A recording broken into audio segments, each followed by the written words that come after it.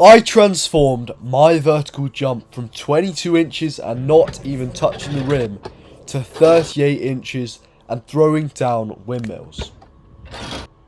My training has changed massively, and in this video I'm going to give you exactly everything that I learnt that enabled me to jump a lot higher. Because that is exactly what I would have wanted, and if I could have had that, I would have made so much more progress and so much more quickly. So in this video, you're going to learn everything that it takes to explode your vertical jump. So let's get into it. Full vertical jump guide. Alright, first of all, strength. Strength is non-negotiable if you want to jump high and stay healthy. When you get stronger, you increase the amount of force that your body can produce. Now, jumping is all about physics. If you want more impulse, you need to increase your force, because once you've mastered your technique, you cannot increase time. So, what do we want to do to increase the amount of force we can produce? We need to get stronger, and the best way to get stronger is to do compound lifts. We want to get really strong at our compound lifts. We want to get really strong in our squat, especially. We want to get strong on the calf raise. We want to get strong on the RDL, on the Nordic, on the split squat, all that kind of thing. All those compound lifts we want to get really strong on. Now, elite jumpers don't care about arbitrary strength numbers. There are no magic numbers that you have to reach. However, I think it's good to really push yourself to get a lot stronger. And a good aim overall would be to get to a 1.5 times bodyweight rear foot elevated split squat and a 2 times bodyweight back squat one day. These are hard numbers to reach, and if you can aim to one day get to them and even exceed them, you will be very strong, and as a result you will be able to jump very high. So just go out and get really freaking strong. That's going to help you massively. Now, next, rate of force development.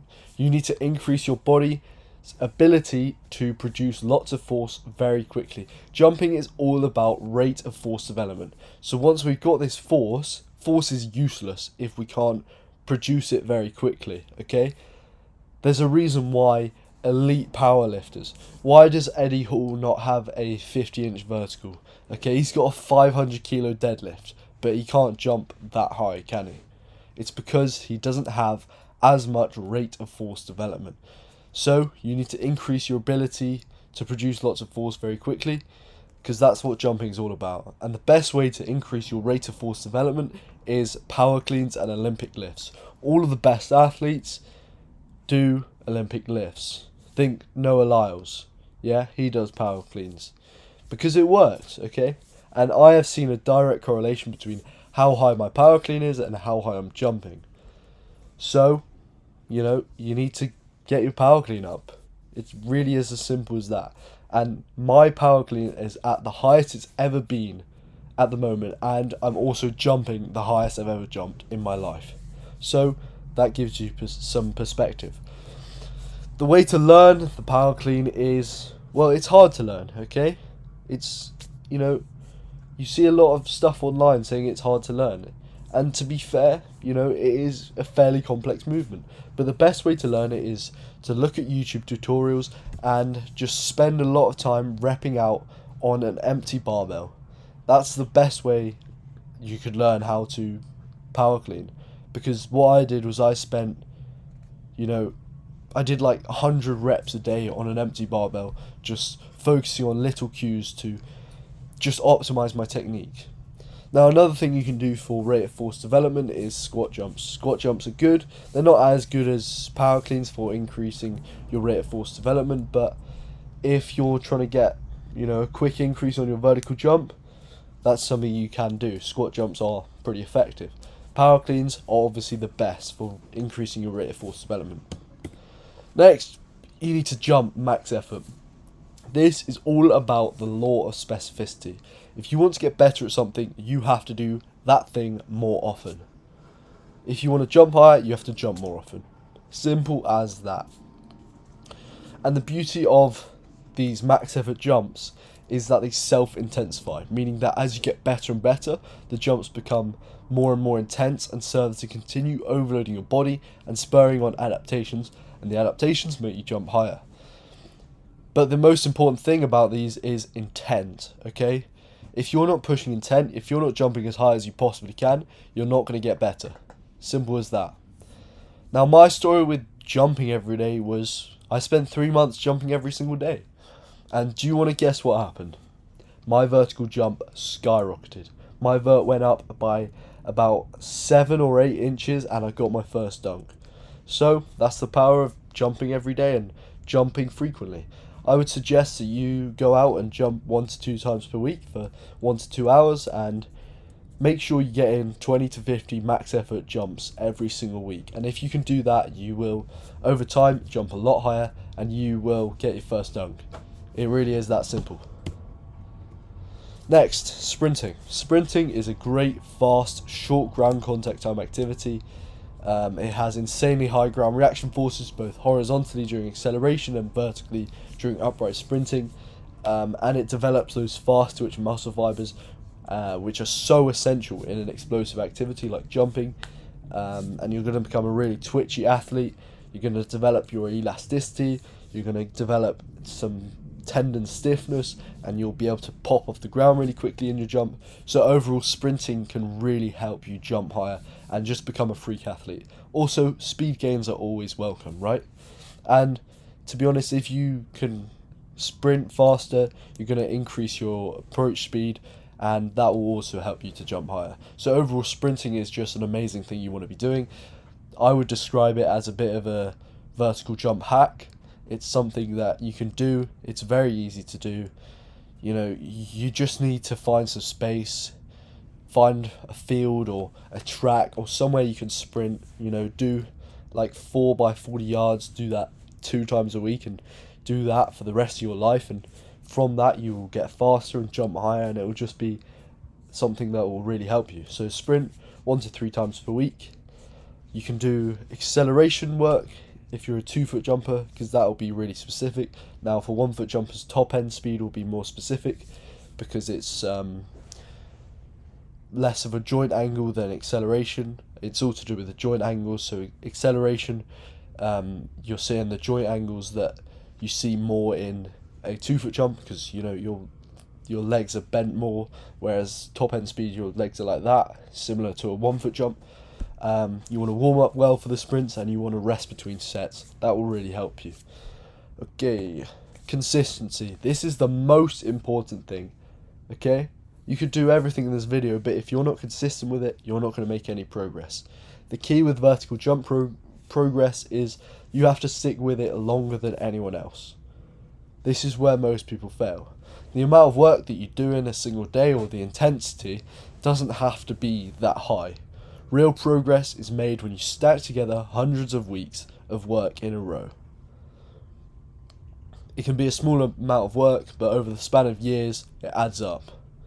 The thing is, most people aren't willing to wait that long. But if you can, you're going to be very successful and you're going to jump very high. At first, you're going to suck. You're going to be unmotivated and you're going to have setbacks. But if you stick with it long enough, something really cool is going to happen. You're going to get good. And when you get good, it gets fun, yeah? It gets really fun when you get good, because you can do all these cool jumps, okay?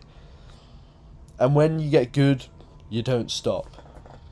And when you don't stop, you keep getting better. And when you keep getting better, it becomes even more fun. So that is just the secret sauce. You just have to stick with it.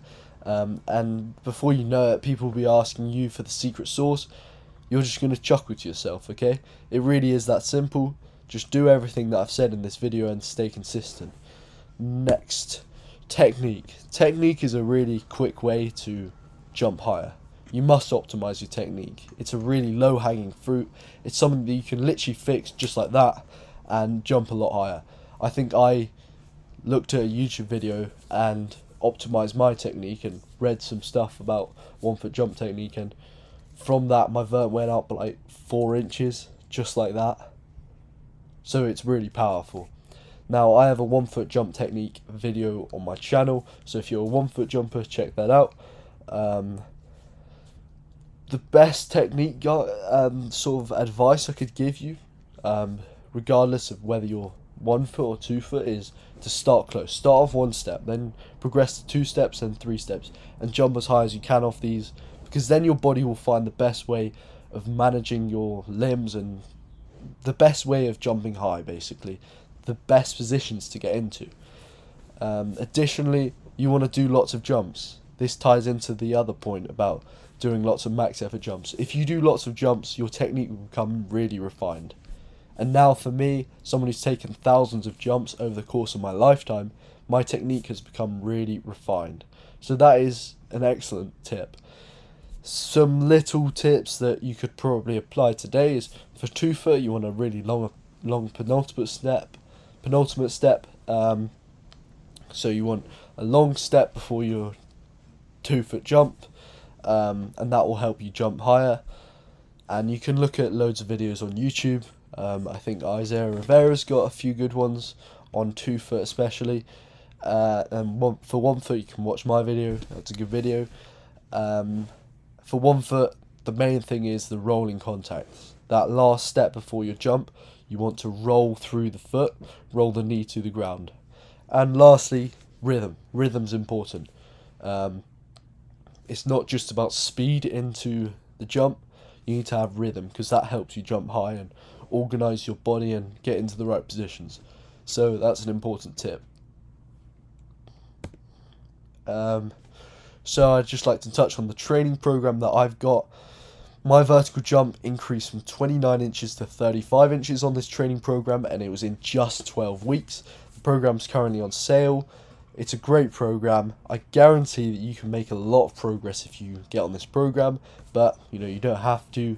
But it's just a great option if you want your training done for you. If you want a really good program that will guarantee that you jump higher in literally just 12 weeks. So go check that out if you want. It'll be in my description. Lastly, knee health. Okay, people who jump a lot and people who do lots of athletic movement are susceptible to knee pain. Okay, likelihood is you might run into knee pain.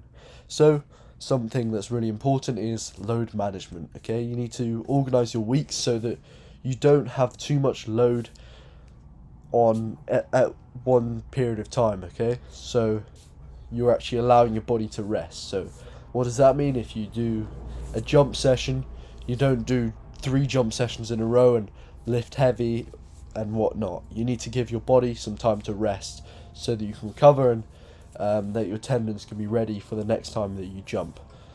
Another thing that's important is isometrics. Isometrics are really, really useful tool. They're a very useful tool. So the way you do this is you do 5 sets of 45 seconds. You hold a position like a wall sit or a lunge, or you get like a leg extension machine and you hold a position on that. And they really help you. They basically build back the tendon stronger, and I've found they've helped me massively. They're just like, you want to be doing them if you want to get rid of knee pain. And another thing is slow squats. So if you had a jump session and your knees are feeling a bit banged up, bit sore, you can do some slow squats. So this is where you do a slow tempo, so really slow on the way down, really slow on the way up. You do about 70% of your max squat. You do about 4 to 10 reps, really slow, and that helps your knees tremendously. They'll feel a lot better. So I think that's it. That is it. From all this, you can jump a lot higher. Make sure you follow everything in this video. Make sure to subscribe, like, and comment if you have any questions. Check out the program if you want to. And yeah, from this, I guarantee if you follow everything in this video, you will jump a lot higher.